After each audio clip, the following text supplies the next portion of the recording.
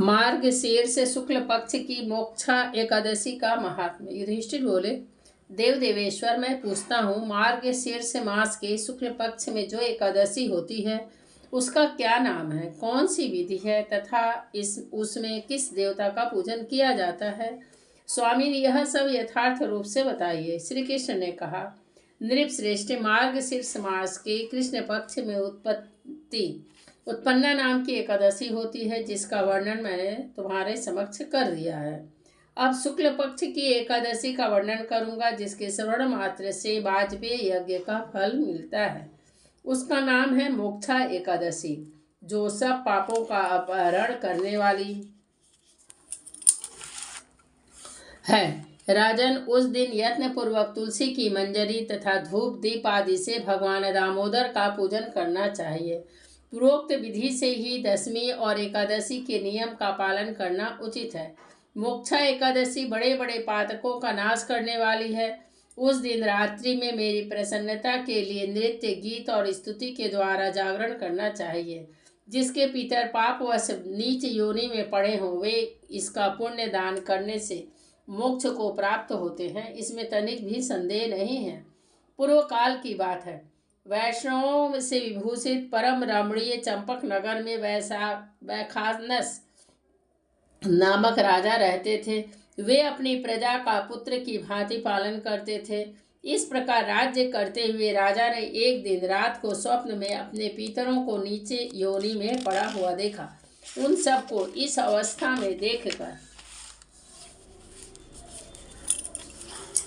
राजा के मन में बड़ा विस्मय हुआ और प्रातःकाल ब्राह्मणों से उन्होंने उस स्वप्न का सारा हाल कह सुनाया। राजा बोले, ब्राह्मणों, मैंने अपने पितरों को नरक में गिरा देखा है।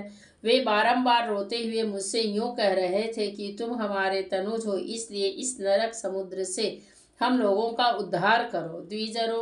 द्विजवरों, इस रूप में मुझे पितरों के दर्शन हुए हैं, इससे मुझे चैन नहीं मिलता। क्या करूं, कहाँ जाऊं, मेरा हृदय रूंधा जा रहा है।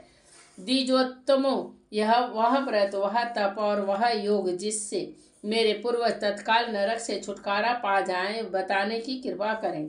मुझ बलवान एवं साहसी पुत्र के जीते जी मेरे माता पिता घोर नरक में पड़े हुए हैं, अतः ऐसे पुत्र से क्या लाभ है? ब्राह्मण बोले, राजन, यहाँ से निकट ही पर्वत मुनि का महान आश्रम है। वे भूत और भविष्य के भी ज्ञाता हैं। नृपश्रेष्ठ, आप उन्हीं के पास चले जाइए। ब्राह्मणों की बात सुनकर महाराज वैखानस शीघ्र ही पर्वत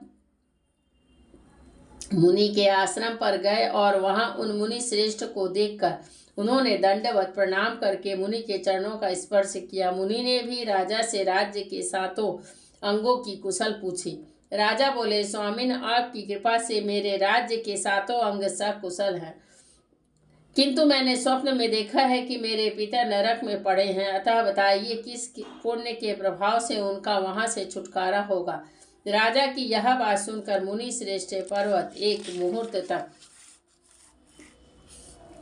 ध्यानस्थ रहे। इसके बाद वे राजा से बोले, महाराज, मार्गशीर्ष मास के शुक्ल पक्ष में जो मोक्षा नाम की एकादशी होती है, तुम सब लोग उसका व्रत करो और उसका पुण्य पितरों को दे डालो। उस पुण्य के प्रभाव से उनका नरक से उद्धार हो जाएगा। भगवान श्री कृष्ण कहते हैं, युधिष्ठिर मुनि की यह बात सुनकर राजा पुनः अपने घर लौट आए। अब जब उत्तम मार्गशीर्ष मास आया, तब राजा वैखानस ने मुनि के कथनानुसार मोक्षा एकादशी का व्रत करके उसका पुण्य समस्त पितरों सहित पिता को दे दिया। पुण्य देते ही क्षण भर में आकाश से फूलों की वर्षा होने लगी। वैखानस के पिता पितरों सहित नरक से छुटकारा पा गए और आकाश में आकर राजा के प्रति यह पवित्र वचन बोले, बेटा, तुम्हारा कल्याण हो। यह कहकर वे स्वर्ग में चले गए। राजन, जो इस प्रकार कल्याण में मोक्षा एकादशी का व्रत करता है, उसके पाप नष्ट हो जाते हैं और मरने के बाद वह मोक्ष प्राप्त कर लेता है। यह मोक्ष देने वाली मोक्षा एकादशी मनुष्यों के लिए चिंतामणि के समान समस्त कामनाओं को पूर्ण करने वाली है।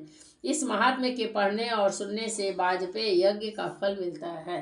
कृष्णाय वासुदेवाय हरे परमात्मने प्रणतः क्लेशनाशाय गोविंदाय नमो नमः। ओम नमः श्री भगवते वासुदेवाय नमः। नमः श्री राधे राधे राधे राधे राधे राधे राधे राधे राधे राधे राधे।